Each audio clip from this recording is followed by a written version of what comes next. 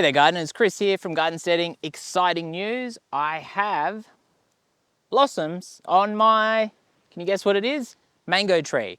Now last year we had a whole heap of really heavy rain right when our mango trees were in flower, and essentially what happened is they just got all overtaken by fungi. So they were looking nice like this, and then essentially a week or two later it had all rotted off the tree. And so as a result, our first year here with two nice established mango trees, we got absolutely nothing, which was disappointing because the trees were covered in blooms like this to start off with. So this year I was thinking to myself, this is not looking too good.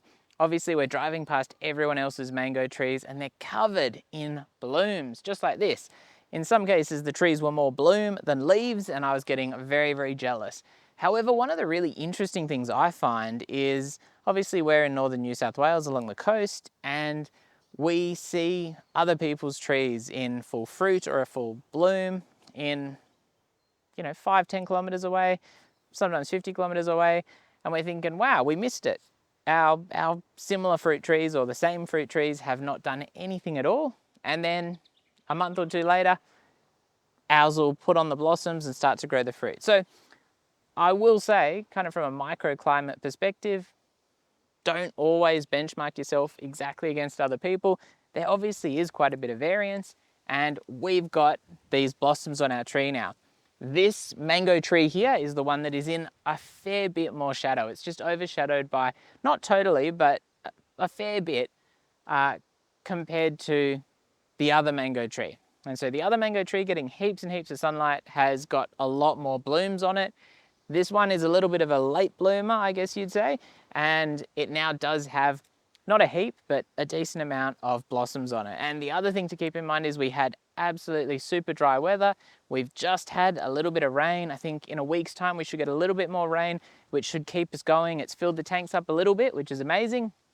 And hopefully that drier weather will mean that the mangoes can develop those fruits, and then we'll see how we go, because it'd be pretty amazing to grow a mango for the very first time straight off the tree, one of my favorite fruits. And I will be doing some updates on my mango trees and the progress of the fruit.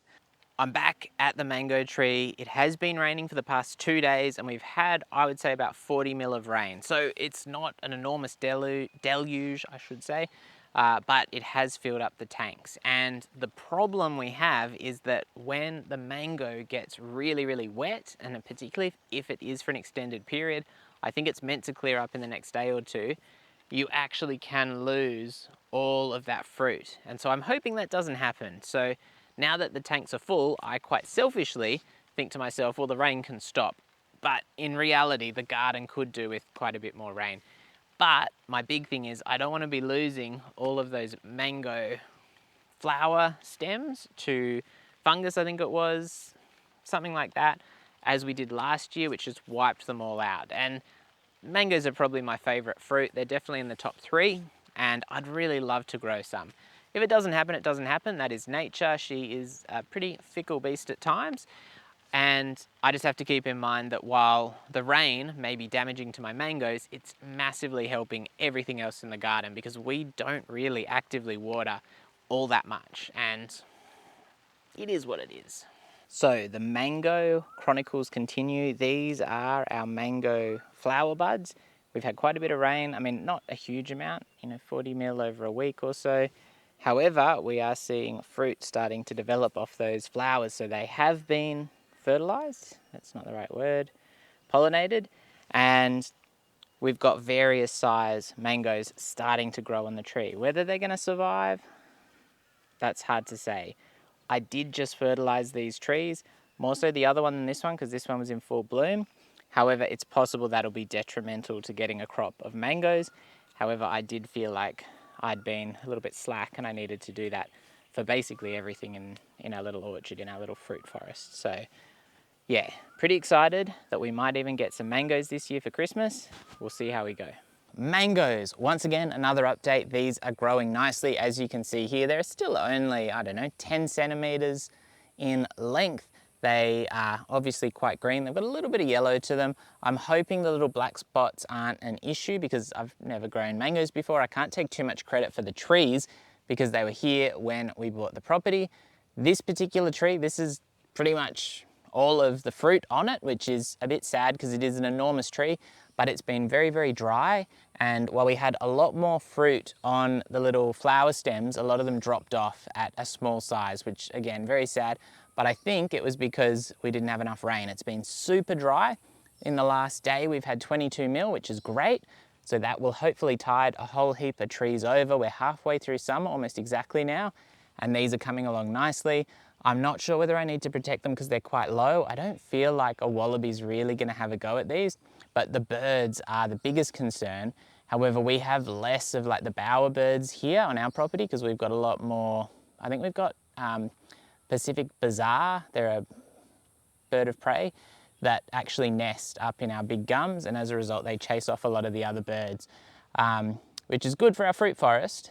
But yeah, I don't want to get too cocky though, because when you say, oh no, we don't have any pests or we don't have any predators that are going to come and eat our fruit, that's when it happens. So this is our second mango tree, which I'm hiding in the shadow of at the moment. We've got one little mango here, which is a little bit more affected by kind of blemishes on the mango skin. Again, same size, maybe 10 centimeters, maybe a little bit larger. However, the good thing about this tree, which is, I guess it probably gets a bit more sun. Maybe that's the kind of difference between these two trees. This tree has quite a lot of mangoes up in the canopy, which is really, really good to see, because hopefully we will get a little bit of a crop of mangoes. Mangoes are my favorite fruit, so I'm the most excited about these trees. And again, because they're already established on the property, that's a big boon, because it's just, yeah, it's definitely an absolute love of mine. I reckon I might even try a couple of different varieties of mangoes and keep them nice and small, because I've seen some great videos saying how to do that, and it seems like a really fun project. But for the moment, that is going to be on the back burner because we've already got 2 established trees. And I think to do that, we'd need to put them right down the front of the property where it's sunnier, but also drier, so they might struggle a bit more. But regardless, this is really, really cool. Let's have a look at the canopy and see if you can spot some of those extra mangoes. Now I'm seeing a few less today, but yesterday when I was having a look and I did a proper walk around the tree, there was quite a few, maybe 10, which, yeah, to me is still a pretty good result. And I think next year I'm going to get the old antifungal out when the flowers are on and really try and encourage those to survive. Hey there gardeners, Chris here, and we're just doing a little update on our mangoes. Look at that. They're looking pretty good. That's a little bunch of 3, which is all we've really got on this tree, unfortunately. But they seem to be getting a little bit coloured up. And while our other tree has a whole heap more mangoes on it, these are the ones I've been keeping an eye on because, of course, these are at hand height. Which is awesome. Could be the first time we eat mangoes we've grown ourselves, which would be a pretty special experience. So fingers crossed that comes to pass. So, my fellow mango aficionados, as you can see here, we've got some issues in the mango grove. Essentially what happens is when a mango is ready to go, number one, it'll still be a little bit green like this, but just a bit of a breeze will knock it off the tree. And the issue that we've been having is that obviously we've got some gremlins here in the garden which are loving the mangoes, and you probably can't hear that, but I actually just heard a little wallaby jumping off into the distance. Not sure whether this is the wallabies. However, something is definitely having a munch on our ready-to-go mangoes that fall off the tree. And obviously, if I'd even be inclined to say it could actually be the wallaby, because there are some quite big kind of claw marks in this, which would suggest that it's kind of holding it down to have a chew, which I'd be quite happy about because, you know, the wallabies are pretty cute. Regardless of that, why I'm mentioning this is because you need to get in pretty early to get these, and you want to get them off the tree as soon as they're essentially ready to go, which you'll be able to tell because if you grab one on the tree and just give it a little bit of a like, not even a tug, but just a gentle kind of twirl, it'll come off if it's ready to go. And there you've got your edible mango. Now I'm not going to eat the one, I'm not sharing the one on the ground with our little creatures. We've got one left on the tree, and I'm going to show it to you, and then we're going to taste test it. And I actually had already done this video like a week or two ago when the very first lot, our little 3 bunch of mangoes, was ready to go, and I forgot to turn the microphone on. So it was a pretty genius move, but we've got a little bit of footage of me picking those ones, and we'll grab this last one on the tree, which I think is the very last one on the whole tree right now. So I am just standing on a chair to get up here, and I'm actually not sure if this one's ready to go. How does it look? It's resisting me. So I think it's quite solid. Maybe it needs a little bit more time. The problem I've got is that the other ones were looking not ripe at all, like yesterday. And today, 2 of them are on the ground and they've been nibbled on. And I mean, if you didn't have any pests that you had to worry about, it would be less of an issue because nothing's going to nibble on your mangoes on the ground. But also the other issue is that when you do have them, you can't really afford to risk that issue. And so there you go, you can see it there. Now the sap is all coming out of that stem, and the sap is what sends the skin black. So if you're able to pick a whole heap at once, apparently what you do is you get a bucket full of water and you put them in the water straight away, and that stops the skin from being blackened. And that probably makes them last longer because where the skin has blackened, they go off quite quickly. So keep that in mind. Now I think there may be just one more that I spotted on the front of the tree. I'm not sure if we're going to be able to get it because it's real high up. And I need to go and wash this one so that it doesn't go all black. And we'll probably have to leave this out in the fruit bowl to ripen up a bit, because while it smells amazing, it's still pretty green. And one of the interesting things I should also mention, talking about like the critters, they can be green on the tree and obviously they drop, and the next thing you know, they're absolutely bright yellow within like 6 hours. So there's definitely something going on there, but don't leave them on the tree too long. Okay, so I have spotted one more mango right up the top of the tree. I think when we picked the last couple, we actually thought there was probably 10 or 12 on this tree, which we're really excited about because we thought, you know, if you lose 50% of them to the critters, but we get 50% of them, we'd still be getting like 5 or 6, which is quite good. And I picked one just before, so that was 1 out of the 10 or 12, and there's one more on the tree. And just the way they've fallen has meant that the critters got them before we did every time, and because most of them have been high up in the tree, that's been a further challenge. So unfortunately, the blue mango stick has not worked for us today. We've got that one mango just up there, which has got a nice little bit of red on it, like it's coloring up nicely, but it does not want to leave the tree, probably because it's the very, very last mango that we've got here. So I've got one. We'll give it another try tomorrow and hope that it's ready to go by then, because they seem to go from underripe to ripe very, very quickly, but it takes a long, long while to get to that final stage. And just to give you an idea of how long we're talking, I think my very first video when the flowers had appeared on the tree, that was 5 months ago. So that was it November? Probably November? No, I think it was October. 6 months ago. So essentially speaking, it has been a 6-month progress or process to get the mangoes off our trees.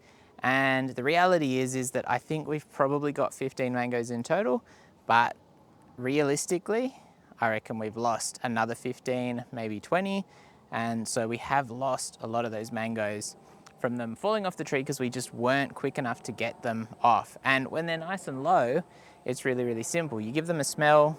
If they've got a nice bit of yellowy red color to them and they just come off in your hand really naturally, you're good to go. When they're right up in the tree, it is a lot harder. And like I said, kind of a stiff breeze will blow them out of the tree, and then the bloody critters get them. And I'm sure there's probably a wallaby, because they like to sleep over there just in the bush in the neighbor's property. I'm pretty sure there's a wallaby over there with his binoculars going, damn it, that big monkey is stealing my mangoes. And that's just the way it is. We're sharing them at the moment, but that's the way it's going to be from now on. and I don't mind sharing a little as long as we get a little as well. And yeah, so exciting first experience. Let's go taste test one of our mangoes because I'm interested to see if there's any difference between the store-bought mangoes and the ones I've grown myself. The moment we've all been waiting for, the taste test of the homegrown mango. And I'm gonna be honest, I've already eaten a couple of these myself. I am very, very lucky. My wife does not like mangoes, and as a result, I get them all to myself. I did give a couple to my family though. And what we're just gonna do is see how it is.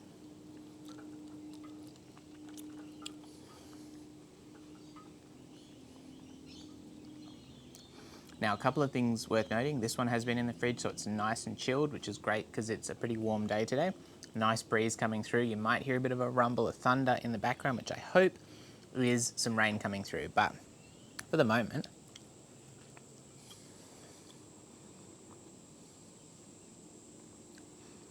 that is beautiful. And I will say, the mangoes that we buy mostly around Christmas time, a bit earlier in the season, this is as good as that. I'd say it's a fruit that I haven't noticed a significant improvement with the homegrown one over the ones we get at the shops. But most of the ones at the shops are Australian grown and they're a seasonal fruit. So they're not being stored, they're not being sent from overseas, and they just tend to be a lot better. That being said, we really haven't been buying mangoes recently because they're just so expensive.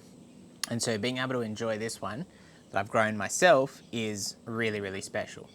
The smell, amazing. It's just, yeah. And one of the things is that there is like a very turpentine mango, which are not my favorite. This is not one of those. This is just one of the regular sweet ones. It's worth noting there is a little bit of orange on the skin, but it's still greenish. And the mango itself, I mean, I've cut it now, but the smell, especially when they're not refrigerated, is very, very strong, which helps you know that they're quite ripe. And essentially, yeah, it's just beautiful. Even with the dark bit on the skin, which I think is just caused from the sap, this is pretty amazing if you ask me, and certainly something I never imagined. Now, I'm really, really lucky in that we've got some established mango trees, so I didn't need to put in the time and the effort for this particular crop to get my first mango. And as a result, there's a lot of luck involved on my part in being the recipient of this season's mangoes. However, I am going to plant a couple of mango trees and give it a go from scratch as well. Maybe some different varieties in the fruit forest that we're setting up down the front, because I feel like it's a good addition to any fruit forest because mangoes are awesome, especially when you don't have to share them. So yeah, really, really cool. What I'm going to be covering in the next video is doing a taste test on our very first passion fruit, which we planted ourselves. And hopefully it's a good one because it is a little bit marred and marked up, like something's had to go at it, but we'll see shortly.